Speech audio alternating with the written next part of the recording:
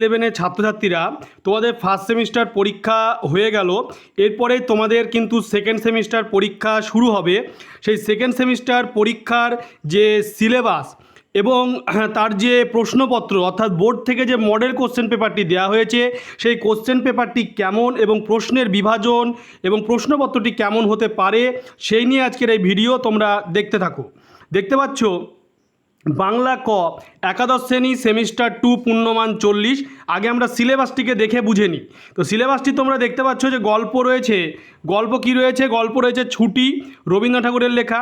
দুই দাগে রয়েছে তেলনাপোতা আবিষ্কার, প্রেমেন্দ্র মিত্রের লেখা। দুটি গল্প রয়েছে, একটা ছুটি, একটা হচ্ছে তেলনাপোতা আবিষ্কার। দুটি ছোট গল্প সেকেন্ড সেমিস্টার কিন্তু বাংলায় রয়েছে। এরপরে কবিতা রয়েছে ভাব সম্মিলন, বিদ্যাপতির লেখা, লালন শাহ ফকিরের গান, লালন শাহর লেখা, নুন, জয় গোস্বামীর লেখা। এরপরে নাটক রয়েছে আগুন, একটাই নাটক, বিজন ভট্টাচার্যের লেখা। এরপরে যেটি রয়েছে পূর্ণাঙ্গ সহায়ক গ্রন্থ, পঞ্চতন্ত্র বলে একটা পূর্ণাঙ্গ সহায়ক গ্রন্থ রয়েছে সৈয়দ মুস্তফা আলীর লেখা। সেখানে কয়েকটি গল্প রয়েছে, বই কেনা, আজব শহরের কলকাতা, 25শে বৈশাখ, আড্ডা। এরপর রয়েছে বাংলা শিল্প সাহিত্য ও সংস্কৃতির ইতিহাস। সেখানে তোমরা দেখতে পাচ্ছ রয়েছে আধুনিক বাংলা সাহিত্য এবং লৌকিক সাহিত্য, কবিতা, মহাকাব্য এবং কবিতার ভেতরে কোন কোন কবির কবিতাগুলি মানে কবিতা সাহিত্যে কোনগুলি পড়তে হবে, কথা সাহিত্যে কাদের কথা সাহিত্যগুলি পড়তে হবে, নাটকে কাদের মানে কোন কোন নাট্যকারদের মানে সম্পর্কে জানতে হবে, সেইগুলি লেখা রয়েছে। এরপরে প্রবন্ধ রচনায় তোমরা দেখতে পাচ্ছ লেখা রয়েছে যে রচনা লেখার বিষয়টি এক লাইনে না দিয়ে একটি মানস মানচিত্র বা তথ্য সম্বাদ দেওয়া হবে। পরীক্ষার্থীরা সেই মানচিত্র এবং প্রয়োজনীয় তথ্য ব্যবহার করে প্রবন্ধ রচনা করবে এবং শিরোনাম দেবে। একটি বক্তব্যের সপক্ষে, বক্তব্যের বিপক্ষে একটি অনুচ্ছেদ দেওয়া থাকবে। পরীক্ষার্থীরা প্রদত্ত অনুচ্ছেদের সপক্ষ বিপক্ষে তাদের বক্তব্য লিখবে। এরপরে তোমরা প্রশ্নপত্রটি দেখতে পাচ্ছ যে হায়ার সেকেন্ডারি যে মডেল কোশ্চেন একাদশ শ্রেণী বাংলা ভাষা ক দ্বিতীয় সেমিস্টার পূর্ণমান 40। প্রথমে থাকবে এক দাগে অনধিক 150 শব্দে যে কোনো একটি প্রশ্নের উত্তর দাও 5 গুণ 1। ছুটি গল্পে মামাবাড়িতে গিয়ে ফটিকের যে দুরবস্থা হয়েছিল তার নিজের ভাষায় লেখো। 2 প্রেমেন্দ্র মিত্রের তেলনাপোতা আবিষ্কার গল্পটি আসলে আত্ম আবিষ্কারের গল্প, বিষয়বস্তুর নিরিখে বক্তব্যটি ব্যাখ্যা করো। এই টাইপের প্রশ্ন বা এই ধরনের 5 মার্কে কিন্তু গল্প থেকে প্রশ্ন আসতে পারে। 2 অনধিক 150 শব্দে যে কোনো একটি প্রশ্নের উত্তর দাও। ভাব সম্মিলন কাকে বলে? আলোচ্য পদটিতে রাধার আনন্দে যে চিত্র ফুটে উঠেছে তা নিজের ভাষায় বর্ণনা করো। 2.2 লালন শাহ কে ছিলেন? পাঠ্যে লালন গীতিকা অবলম্বনে মূল বিষয়টি ব্যাখ্যা করো। কবিতা থেকে এই ধরনের 5 মার্কের প্রশ্ন আসবে। প্রশ্ন বিভাজন 2+3ও হতে পারে, ডাইরেক্ট 5 নম্বরও হতে পারে।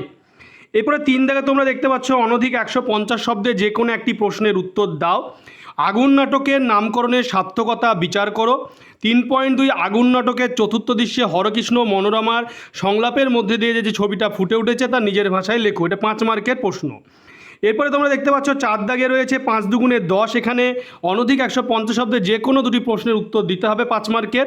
তোমরা দেখতে পাচ্ছ 25শে বৈশাখ প্রবন্ধে সৈয়দ মুস্তফা আলী গান ছাড়া রবীন্দ্রনাথের অন্য কোন কোন গুণের উল্লেখ করেছেন? তার কাছে কবির গান অসম্পূর্ণরূপে প্রতিভাত হয় না কেন? 2+3। এরপরে 4.2 রয়েছে আজব শহরের কলকাতা ফরাসি বইয়ের দোকান দেখে লেখকের মনে কিরূপ ভাবের উদয় হয়েছিল?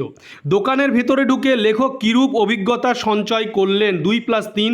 এইভাবে বিভাজন হতে পারে। 4+3 রয়েছে মার্ক টুয়েনের লাইব্রেরির বিশেষত্ব কী ছিল? আদ্রেজিদে কিভাবে তার লেখকদের বন্ধুদের শিক্ষা দিয়েছিলেন? এই টাইপের প্রশ্ন আসছে।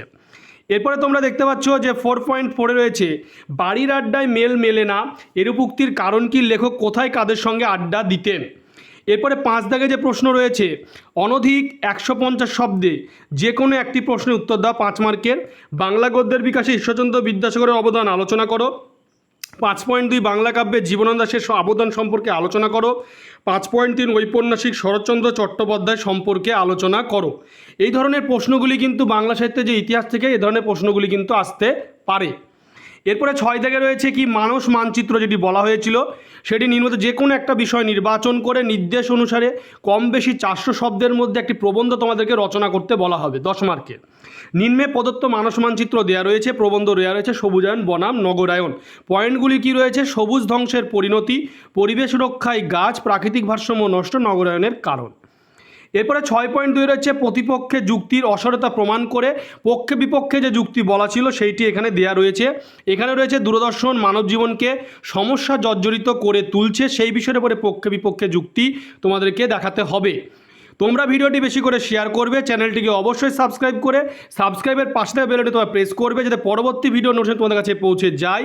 এবং এই প্রশ্নের উত্তরগুলি তোমাদেরকে পরবর্তীতে আমি আমার একটি ভিডিওতে করে দেবো, তোমরা সেই প্রশ্নের উত্তরগুলি দেখে নেবে।